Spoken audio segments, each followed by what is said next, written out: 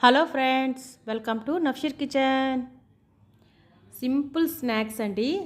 Sweet item అయితే చాలా అంటే చాలా బాగుంటుంది. అది కూడా ఇంట్లో ఉండే పదార్థాలతోనే మనం సింపుల్గా మూడే పదార్థాలతో ఈ రెసిపీ అయితే చేస్తున్నాను. చాలా ఈజీ, టేస్ట్ కూడా చాలా బాగుంటుంది. ఏవైనా ఫంక్షన్లో చిన్న చిన్న పార్టీస్లో ఇలా కనుక చేసి చిన్నట్లయితే ప్రతి ఒక్కరూ తిని చాలా బాగుందని చెప్తారు. ఎలా తయారు చేయాలో చూద్దాం. ముందుగా నేనైతే స్టవ్ మీద ఒక కడాయి పెట్టేసి 2 టేబుల్ స్పూన్ వరకు నెయ్యి వేసేసి 1 కప్పు వరకు బొంబాయి రవ్వ అంటారు కదండి, సూజీ, అది వేస్తున్నాను. వేసేసి గోల్డెన్ కలర్ వచ్చేంత వరకు కొద్దిగా ఫ్రై చేసేసుకోవాలి. అలాగే 1 కప్పు రవ్వకి 2 కప్పుల చొప్పున వాటర్ అనేది వేస్తున్నాను. ఈ వాటర్ ఇందులో వేసేసి ఉండలు లేకుండా బాగా గట్టిగా పడేంత వరకు దీన్ని కలుపుతూ మనం దీన్ని ఉడికించుకోవాలి. చాలా సింపుల్ అండి. టేస్ట్ కూడా చాలా బాగుంటుంది. చూస్తుంటేనే నోరూరుతుంది కదా.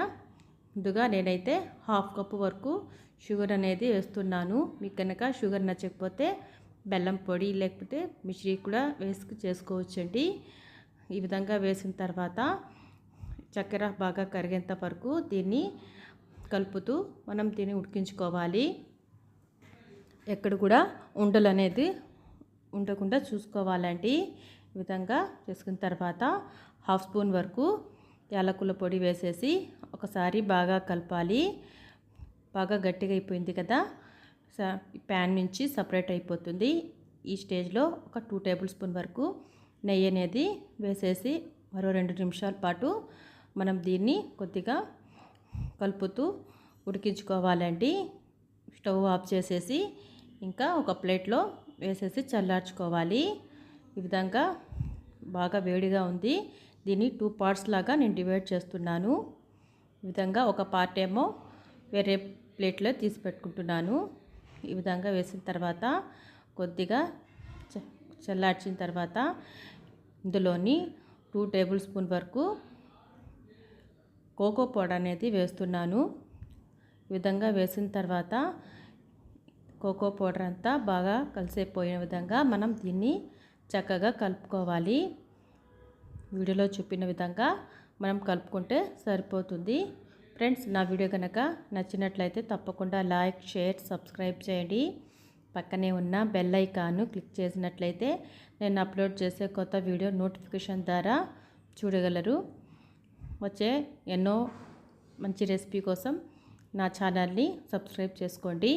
ఈ విధంగా అంతా కలిసే విధంగా కలుపుకొని దీన్ని చిన్న చిన్న బాల్స్ లాగా మనం దీన్ని చేసి పక్కన పెట్టేసుకోవాలండి. ఈ విధంగా పక్కన చేసి పెట్టుకున్న తర్వాత వేరొక బౌల్లో వైట్ కలర్ ఇది ఉంది కదా పిండి, దీన్ని కూడా బాగా మర్దన చేసి బాగా కలుపుకోవాలండి. ఉండలు లేకుండా దీన్ని కూడా చిన్న చిన్న బాల్స్ లాగా చుట్టుకోవాలి. కోకో పౌడర్ బాల్స్ ఎన్ని ఉన్నాయో అదేవిధంగా సేమ్ క్వాంటిటీలో సేమ్ సైజులో మనం చేసి పక్కన పెట్టేసుకొని ముందుగా నేనైతే చాక్లెట్ బాల్ని ఈ విధంగా వీడియోలో చూపిన విధంగా చేసుకుని మధ్యలో వైట్ కలర్ బాల్ని పెట్టేస్తున్నానండి. చాలా ఈజీ అండి. టేస్ట్ కూడా చాలా బాగుంది. ఒకసారి తప్పకుండా ట్రై చేయండి, మీకు కూడా నచ్చుతుంది. ఒకసారి మీరు కనుక నా వీడియో చూసి ట్రై చేసినట్లయితే మీకు ఎలా కుదిరిందో నా కామెంట్ ద్వారా తెలియజేయండి.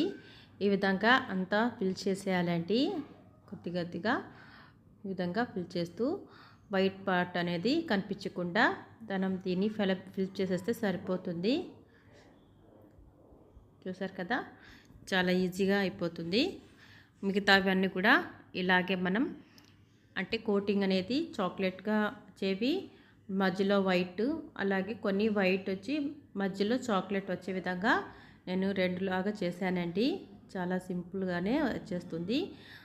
ఈ విధంగా చేసిన తర్వాత అన్నీ చేసి పక్కన పెట్టేసుకోవాలి ఫ్రెండ్స్. వైట్ కలర్వి కూడా చేసేసాను. ఈ విధంగా చేసేసి ఒక ప్లేట్లో తీసుకోవాలి ఫ్రెండ్స్. ఇప్పుడైతే నేను ఒక శాంపిల్గా కట్ చేసి చూపిస్తాను చూడండి. చాక్లెట్ది నైఫ్ సహాయంతో ఈ విధంగా కట్ చేసేసి లోపలంతా వైట్ కలర్ పార్ట్ కనిపిస్తుంది కదా, అదేవిధంగా చాక్లెట్ ఒకటి, మిగతావి కూడా ఒక్కొక్కటి ఇలాగే కట్ చేసేసి ఇంకా మనము సర్వ్ చేసుకోవడమే. ఎంతో ఈజీ అయిన సింపుల్ స్నాక్స్ అండి. అదేవిధంగా వైట్ కలర్ది కూడా కట్ చేసి చూపిస్తున్నాను చూడండి. చాలా అంటే చాలా ఈజీగా ఉంది. అదే కాకుండా చూస్తుంటేనే తినాలనిపించేంత టేస్టీగా ఉంటుందండి.